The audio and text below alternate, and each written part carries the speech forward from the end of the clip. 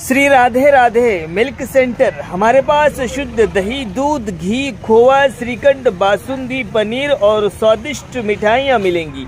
शादी समारोह और पार्टी के लिए संपर्क करें। हमारा पता है स्टेट बैंक के बाजू में, मेन रोड, बेला। प्रोफाइटर सन्नी उर्फ अभिलाष गौड़। मोबाइल नंबर है हमारा 7989676718 और दूसरा नंबर है 8886797235।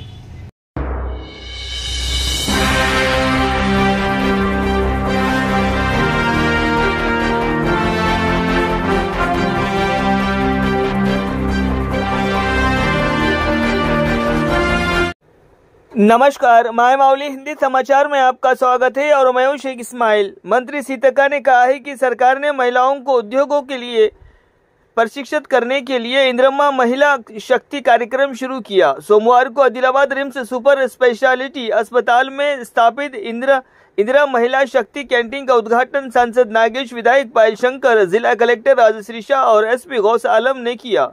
मंत्री सीतक्का ने कहा है कि राज्य सरकार आदिलाबाद के विकास के लिए कड़ी मेहनत कर रही है।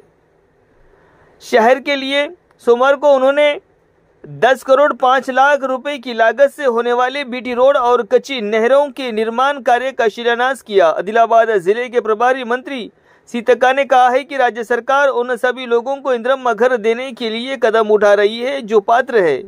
सोमवार को उन्होंने मवाला मंडल में विभिन्न विकास कार्यों के लिए भूमि पूजा की। इंदिरम्मा हाउस और दुब्बागुड़ा में पीएचसी निर्माण कार्यों का भूमि पूजन किया गया। अधिकारियों को विकास कार्यों को तेजी से पूरा करने की सलाह भी दी गई।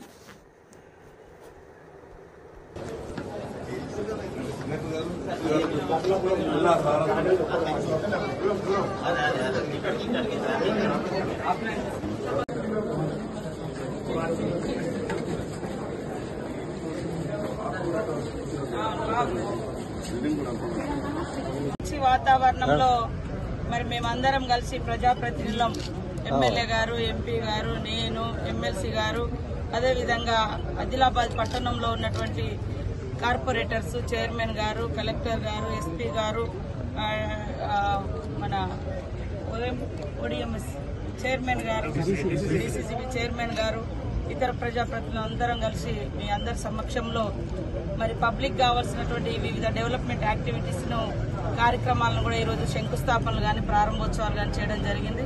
ప్రప్రథమంగా రిమ్స్ హాస్పిటల్లో మరి మా మహిళా శక్తి ద్వారా మహిళా క్యాంటీన్ ఏర్పాటు చేయడం జరిగింది.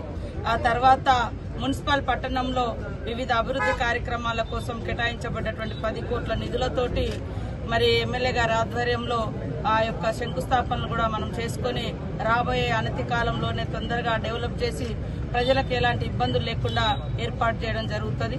అదేవిధంగా ఇప్పుడు మనం ఇక్కడ మోడల్ ఇందిరమ్మ ఇళ్ల శంకుస్థాపన కూడా చేయడం జరిగింది.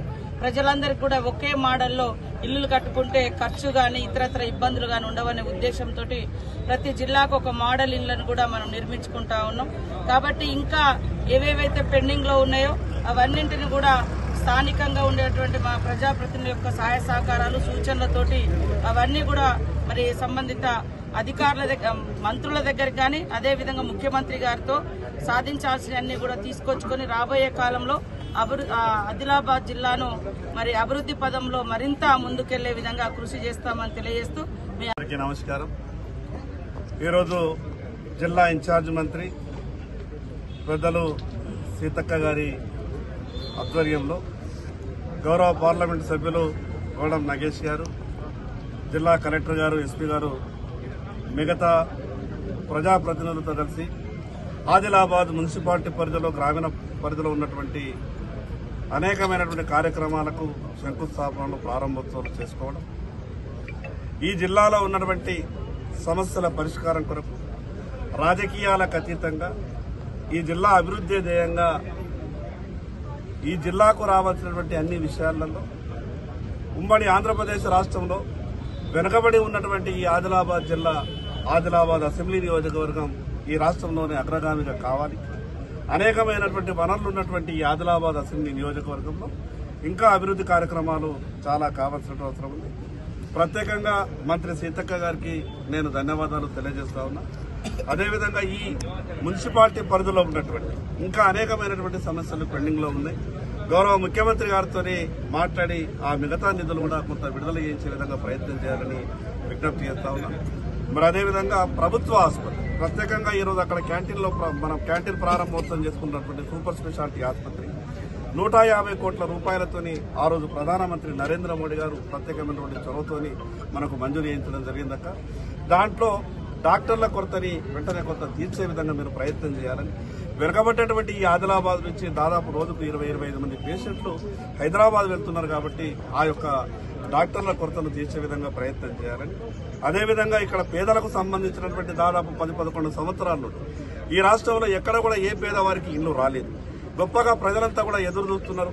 పేదవాళ్లకు కళలు ఉన్నటువంటి ఆ ఇల్లు కూడా పూర్తయితాయని ఎక్కువలో ఎక్కువ ఈ ఆదిలాబాద్ జిల్లాకు నియోజకవర్గానికి ఎక్కువలో ఎక్కువ నిధులిచ్చి ఇల్లిచ్చి పేద ప్రజలను ఆదుకునే విధంగా ప్రయత్నం చేయాలని మరొక్కసారి సీతక్క గారికి ప్రత్యేకంగా ధన్యవాదాలు, అభినందనలు.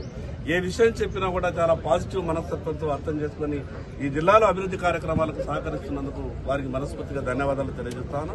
మరి అదేవిధంగా ప్రత్యేకంగా మా జిల్లాలో ఈ రాష్ట్రంలో సీనియర్ నాయకులైనటువంటి గోడం నగేష్ గారు వారికి అపారమైనటువంటి అనుభవం ఉన్నటువంటి సందర్భంగా మంత్రి సీతక్క గారు వారు ప్రత్యేకంగా ఈ రూరల్ హౌసింగ్ కు సంబంధించినటువంటి ఇళ్ల విషయంలో కూడా ప్రత్యేకమైన చొరవ తీసుకుంటే ఇంకా ఆదిలాబాద్ జిల్లాకు ఎక్కువ మొత్తంలో లబ్ధి జరిగేటటువంటి అవకాశం ఉన్నది. కాబట్టి మరొక్కసారి ఈ యొక్క శంకుస్థాపన ప్రారంభోత్సవంలో పాల్గొన్నటువంటి అధికారులకు, ప్రజాప్రతినిధులకు అందరికీ ప్రత్యేకంగా పేరు పేరున ధన్యవాదాలు తెలియజేస్తున్నారు.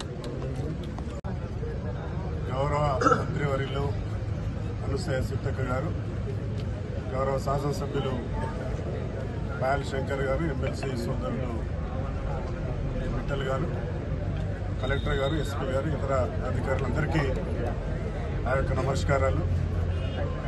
చాలా సంతోషం.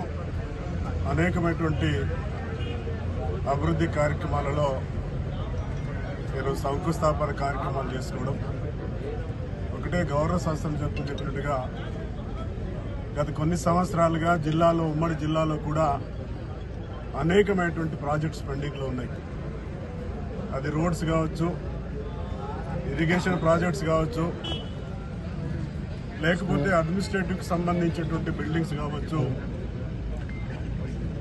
ఎలక్ట్రిసిటీకి సంబంధించినటువంటి విషయాలు కావచ్చు, అనేకమైనటువంటి పెండింగ్లు ఉన్నాయి.